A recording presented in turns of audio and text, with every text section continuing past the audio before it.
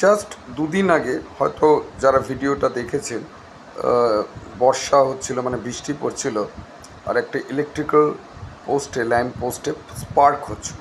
আমি পুলিশকে খবর দিই এবং পুলিশ এসে তার কাজটা না করে আমাকে নানাভাবে অসম্মান করে।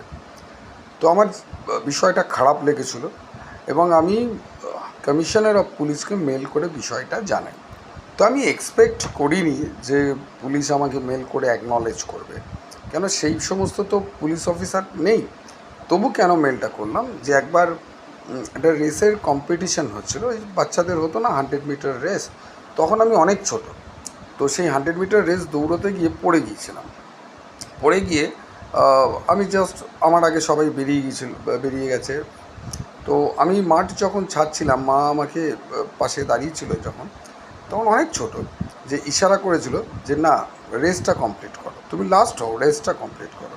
তো এই কথাটা আমার এখনও মনে আছে, যে ইভেন্ট আমার দিক থেকে কমপ্লিট হবে, হোয়াট এভার মেবি, যে কোনো একটা কারণে আমরা ইভেন্ট কমপ্লিট করতে পারি না, অনেক কিছু আছে, কিন্তু আমার দিক থেকে ইভেন্ট কমপ্লিট হবে, এটাই হচ্ছে জেদ, এই জেদটাই রাখা উচিত।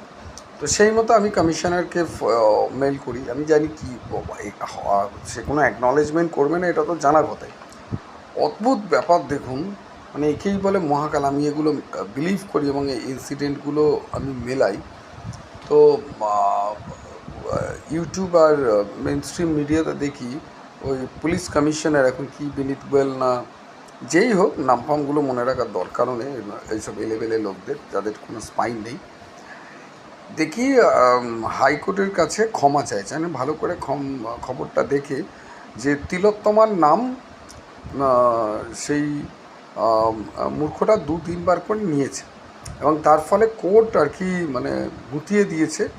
তার ফলে কোর্টকে গিয়ে সেখানে চিঠি চাপাটি করে আর কি মানে কান ধরে উঠবোস করার মতো একটা বিষয় হয়েছে। তো দেখুন, এই ইনসিডেন্টগুলো মানি যে মহাকাল বলে একটা স্পিরিট কিন্তু আছে, ঠিক আছে। এবং মা চলে যাওয়ার পর বিলিভ করুন, এই কাজবাজ শেষ করে যখন বসি, মানে আশপাশেতে আমি রিয়েলাইজ করি হয়তো তাকে দেখতে পাচ্ছি না, ফিজিক্যালি দেখতে পাচ্ছি না, বাট তার একটা স্মেল যেন কিন্তু আমার নাকে আসে, আমার আশেপাশে ঘুরছে বা এই। তো বলার উদ্দেশ্য এটাই, যে তিলোত্তমার যেন মা তিলোত্তমা যেন একসাথে মিশে গেছে এবং হয়তো মাই এটা করালো, তিলোত্তমাই এটা করালো।